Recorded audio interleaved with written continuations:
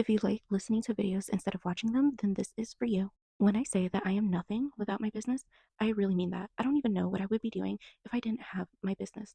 I'm literally so grateful for it because I earn so much more now than I ever did working for somebody else who never promoted me no matter where I was at. I never got a raise, nothing, just no recognition. Back then, I would get more shifts, probably a pat on the back saying, like, good job, but I never got the promotion that I ever wanted by working for somebody else. Besides getting the opportunity to do what I love now, I think that if I never took that risk of opening up my own business, I don't think I ever would have done it. I probably would still be working for a different company, earning minimum wage. Not that there's anything wrong with working for somebody else, it's just a different experience. But I feel like we all kind of understand what goes on with the 9 to 5. It's nobody's dream job, to be honest. I also think that if I never took that risk, I don't think that I would realize what any of my talents were. Most likely, I would probably create things. I've always been a creative person. I love anything artsy. So I'd probably do more of that, but I don't think that I would get to where I am now at the pace that I was going at. It took me worrying about so many responsibilities that forced me to be in positions that forced me to open up my mind to other ideas to make sure that I stay afloat every month. All I do is research, practice, buy supplies, and keep working. Even on the one day off that I have, I'm not really thinking about too much. I'm still thinking about, okay, what can I do? How do I do this? What's my next move? The grind seriously never stops. This path is not for everybody, but I'm still going to promote to anyone who is tired of their 9 to 5. They need to do what they really want to do. Go ahead and chase your dreams. I don't even know if these companies are really hiring like they say they are. If I could go back in time, I would tell myself that I can do this with what I have and don't wait for anyone to join me. Looking back, I probably missed every opportunity I could have had because my mind wasn't in the right space. I was worried about the wrong things. You never needed thousands of dollars to start a business. If you wanted a storefront, then that's different. Times have changed so much. People these days are starting a business under $500, and for some, they're doing this in their bedroom. I do think it's easier now having a business than it was before. People are giving free advice, tutorials, templates, and ideas. If you want to start your own business, now is the time. In this day and age, almost every field is saturated, but there are still ways you can figure it out. It doesn't matter what you're selling. There will always be people who are willing to pay for items and skills. The world isn't going to stop to DIY everything. Whatever you're good at, you need to figure out a way to make this skill profitable. No matter how much I try to tell you to start a business, if it's not your time, then it's not your time. A good example would be me trying to make my own press on nails for years. I tried doing this in 2022. For some reason, no matter how many videos I saw, I couldn't get it. Even if I watched someone do nails in person, it wasn't working out. Literally cried out to God to help me with this because nails is something I'm passionate about. One day it clicked. I have a lot of plans for the press on nail journey I'm on. This is a fairly new market, kind of like lashes. Lash extensions have been around for a while, but it blew up in the past few years. Same with handmade press on nails. When I'm sad, I like to remember the verse from the Bible: what has been will be again. What has been done will be done again. There is nothing new under the sun. Although it's hard running a business, it's rewarding in the end. Be careful of the new scams of e-courses or blueprints. Not all businesses make six figures, and it's okay. There's a big difference between the business making six figures versus getting paid six figures. It's not easy reaching that high of a number. Some businesses never make six plus figures, but that doesn't mean you should give up.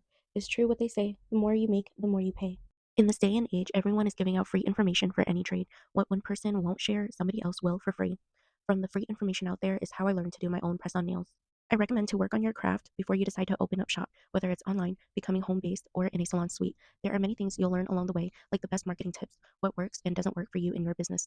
Who knows, maybe you'll want to expand or you'll have products to be a vendor at the local fairs, pop up shops, local artist markets. The possibilities are endless. One tip I have for those that are starting is to never go on Groupon.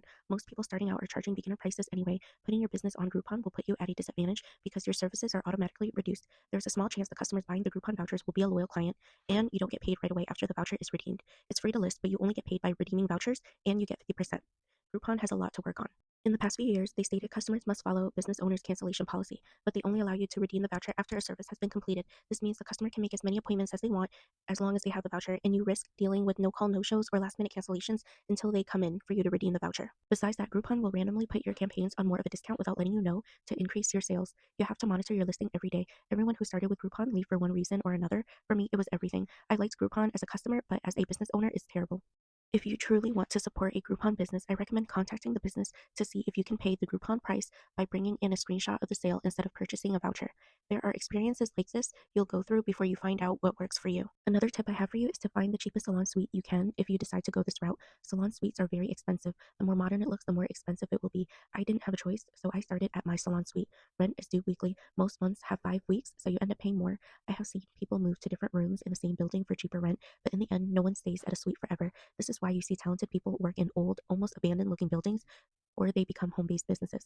As of right now, there is no limit to how much these suites will charge, on top of the rent increasing either every 6 months or every year. I can make another video of my experience with this if you're interested in it. Put a comment below saying lashes so I know you want to hear about my suite experiences. Outside of that, I'm grateful for my business. It has elevated my life, opened my mind up, and gave me the opportunity to meet amazing people. You never know where it can take you. Every day is a different experience. These days, if I'm not working, I'm practicing on nails, making content, spending time with my dogs, or running errands. This route is not for everyone, but I'm still going to push people in this direction. We all have a lot to offer the world, even if we think we don't. For every failed idea is one step closer to where you need to be. Everything in life is trial and error. It's better to take the risk on yourself than waiting for someone to give you an opportunity. For those that didn't know, my business is how I met my husband. We had a mutual friend set us up on one date. Without that friend, I don't think I would have met my husband. Life before him was me working every day, Monday through Saturday, 9 to 7, Sunday, 9 to 6. I didn't have any desire to travel or go anywhere, so I figured I should work. After work, I would go home to watch videos of how I can improve my craft. There was no way of me meeting him or bumping into him without that date.